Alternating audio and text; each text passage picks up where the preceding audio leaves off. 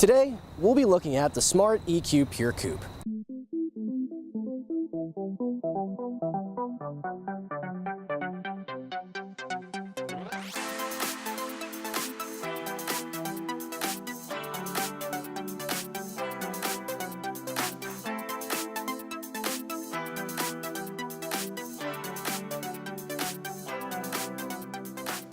As you can see, there's not a ton to the EQ. Its small size makes it perfect for city dwellers and frugal consumers alike, and with a turning radius matched by none, it's a sure bet for finding that hard-to-reach parking space.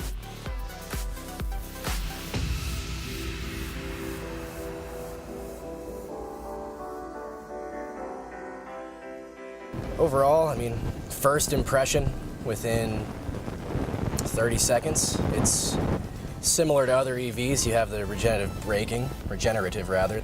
Kind of gives you a little bit of drag upon deceleration.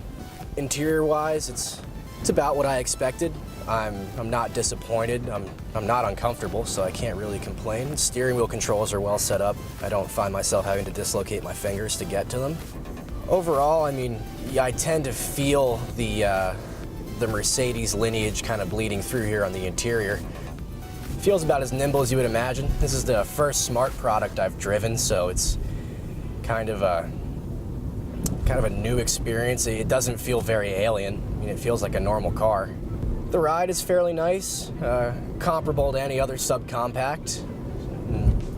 Nothing to write home about, but like I said, I'm not uncomfortable. There's a little snappiness to it. Sorry, Pete. I think I just broke our tech guy's neck in the passenger seat. A little more punch than I expected. I mean, it's 80 horsepower, I think.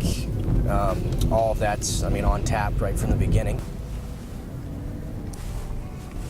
Oh, what? Oh, that turning radius is something else. I know that's what these cars are specifically known for, but wow, that took every expectation I had and turned it on its head. I can't believe that. I think it has something like a 24-foot turning radius, which is just beyond impressive.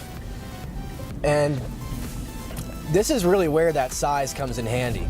I mean, people would their main complaint with the Smart car is, oh, it's unsafe, it's so small, but they don't ever look at the positive accolades to this small size, which is obviously what they've kind of built their brand on, is ease of parking, as well as just this stellar turning radius.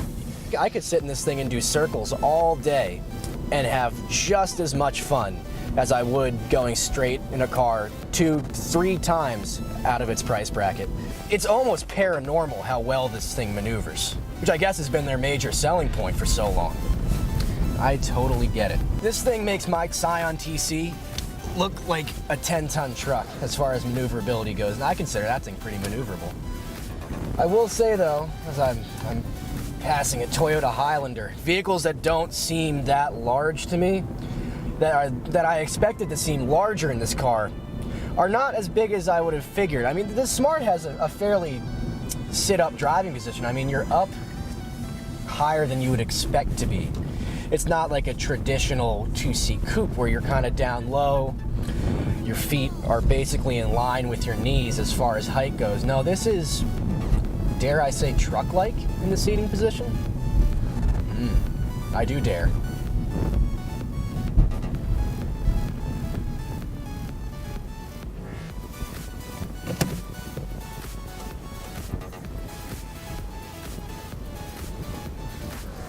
God, I just want to do more circles. With quicker charge times, added power, and amenities rivaling if not surpassing other cars in its field, the EQ Coupe is really hoping to leave its mark on the electric field and leave a surprisingly small environmental footprint.